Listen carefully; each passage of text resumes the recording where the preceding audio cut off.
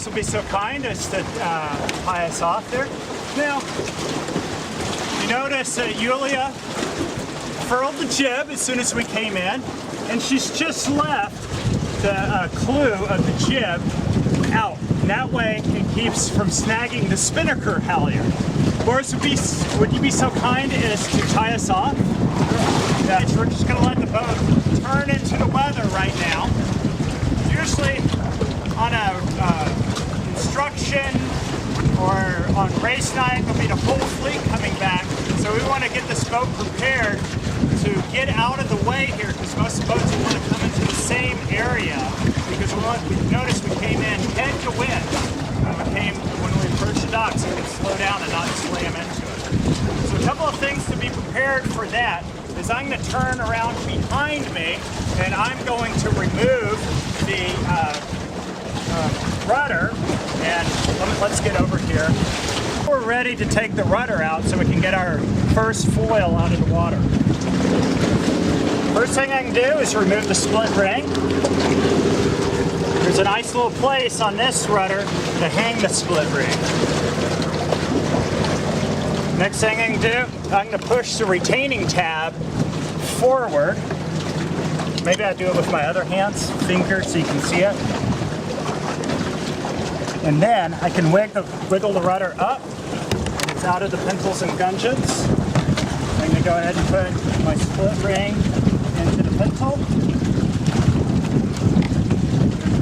Of course, would you just set that on the dock for now, so we make sure we don't sink it. Our next thing, Yulia, I'll hold on to the edge here. You can go ahead and pull up the centerboard. Let's make sure we get that in the shot here, pulling that up.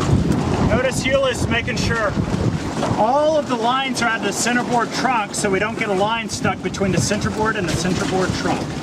And we'll make sure that's all the way up here. And there we go. All right, fantastic. Our next thing to do is Yulia can go ahead and pop out of the boat. Okay, let's not do that. Yeah, I'll do those bits there. And I'll move forward. And excellent. All right. And Yulia, would you hold on to the shroud? So sure. The third step now that we're at the dock is we're going to pull down the mainsail so we can get the boat around to where it needs to go to pull it back up on the dock. I'm going to take my reefing line that I flaked here and set that aside here. Now I've got my halyard flaked and ready to go. Pull the halyard all the way out of its cleats here, and then I can pull on the luff of the sail. Now at a certain point, I want to pick up the boom and set it in the cockpit. If I feel any snags, probably where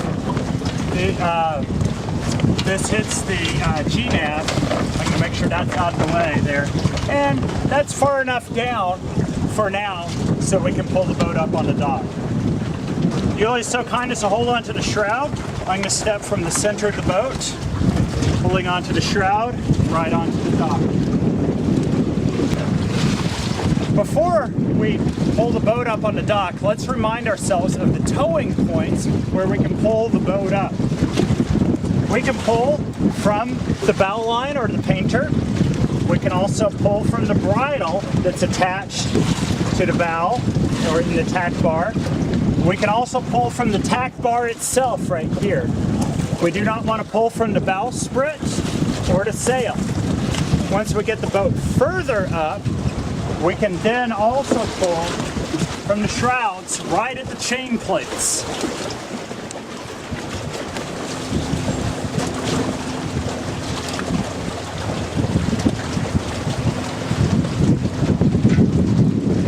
You want to come in right now. We're about ready to pull it up onto the dock. We've got some help here ready to go to pull the boat up onto the dock. We're going to make sure we get a good angle onto the dock. And right before we pull it onto the dock, we're going to give a push down 1, 2, and then on 3, we're going to pull it up and back. Now I'm going to, the wind isn't helping, but I'm going to push the boat so it comes straight up onto the dock. Ready? 1, 2, 3, and up.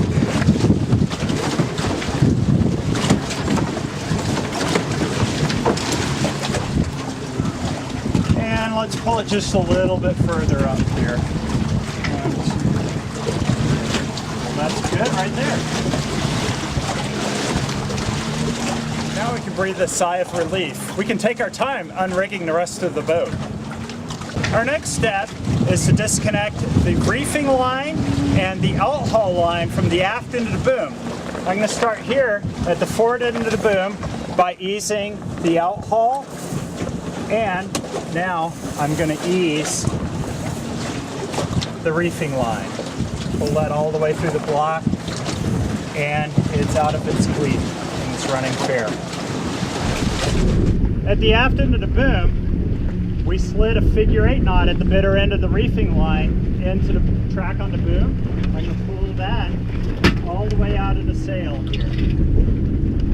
Now, I'm going to pull the figure-8 out of the tab at the end of the boom. Pull that through the kringle here, and that's ready to go. The slug will come out of the boom track. The next step will be to disconnect everything we attach to the tack of the sail. We're going to start with the cunningham, undo the figure-8 knot, pull that out of its cleat, and then we'll trace that back through the clew of the sail and the gooseneck of the boom.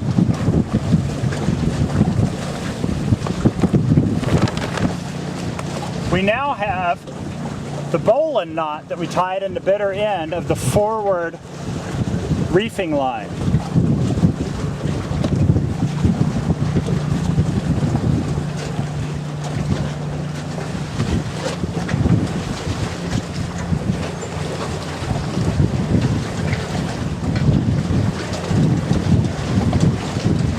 And we'll use some judicious use of fast forward there. Now I pull, leaving the figure-8 knots in the bitter end so I never suck them into the boom, all the way through the sail here. And that can just hang right there. Now I'm ready to take the sail down the rest of the way. I'm going to make sure that the masthead float, the sail's coming smoothly out of the mast track on the boom here. Now I have to undo my knot on knot. I'm going to take the standing end of the halyard and push it up through the loop I created here. Now I can pull the bobble through the loop. Now I can pull the bight out of the masthead float and the head of the sail. I want to make sure I do not let go of the halyard right here for fear I might lose it at the top of the mast. Right. Now we're going to tie the main halyard with a square knot to the outhaul at the end of the boom.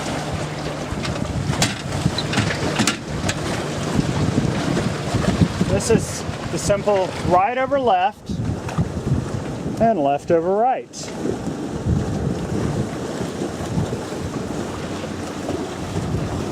Next we're going to trim the outhaul, and then we're going to trim the main halyard until the boom is level. I'll go that far. I'll put the main halyard in its cleat, pull it from below the block, and there goes the boom, and I'm going to trim until the boom is level. Let's line it up to the foot of the sail, and actually let's go get the bag too.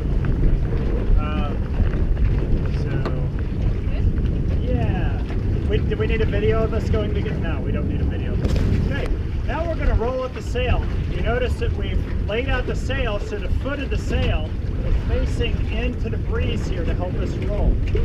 We want to be very cognizant of where this first batten is. We roll the sail even with the first batten, and this first seam right here on the sail will give us a good indication where that is going to be.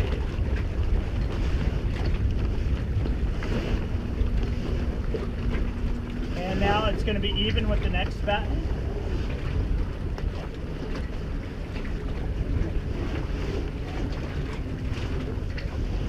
And hang on just a sec, we've got to make sure we're even with, I need to tighten up on my side. and even with the top back.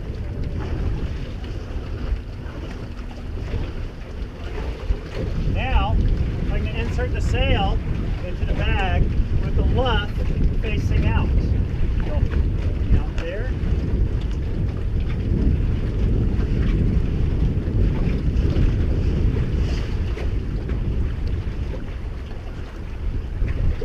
All of the RS Vision bags go on the top shelf of the west dock box. If you would be so kind as to help me out.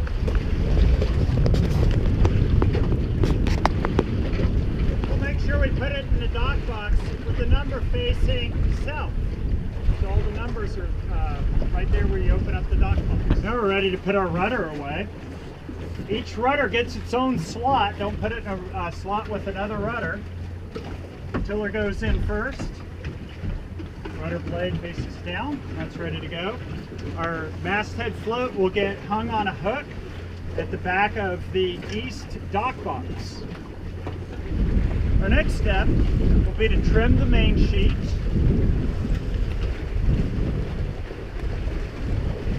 Now we're going to coil the main sheet right at boom level and a cow hitch. I'll now trim the G-nav. Next, I will trim the reefing line. At this point, the reefing line is going to go into the end of the boom. As it goes, I will ease the reefing line as I trim it forward. Make sure that there's a figure 8 knot here before you trim, and make sure that there's a figure 8 knot tied at the forward end of the boom so those reefing lines do not go inside the boom. Now I'll start by coiling the reefing line right about at this level right here.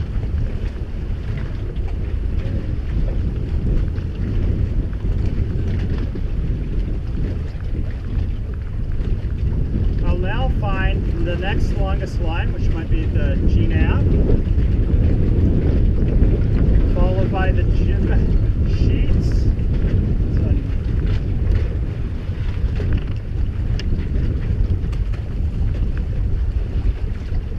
followed by the jib furling line, followed by the main halyard, followed by the spinnaker halyard, and I've gotten all of the lines off the bottom of the cockpit. Now I'm going to take my Cunningham line, run it through this coil, over the top of the boom, down into the cleat on the starboard side of the mast. Our next step is to do a Flemish coil on the bow line or the painter. I'm now going to grab a bucket and a brush so I can clean up any footprints or bird poop that's wound up in the cockpit or on the deck of the boat and leave it clean for the next sailor. We call that Bristol.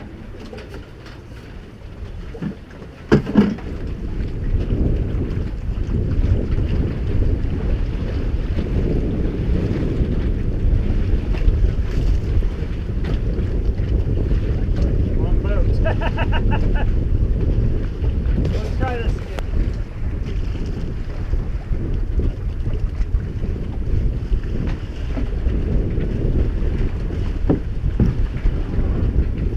Our last step, if we're happy with how we've left the boat, we're going to sign the boat back into the logbook. I'm going to note the time we finished right here.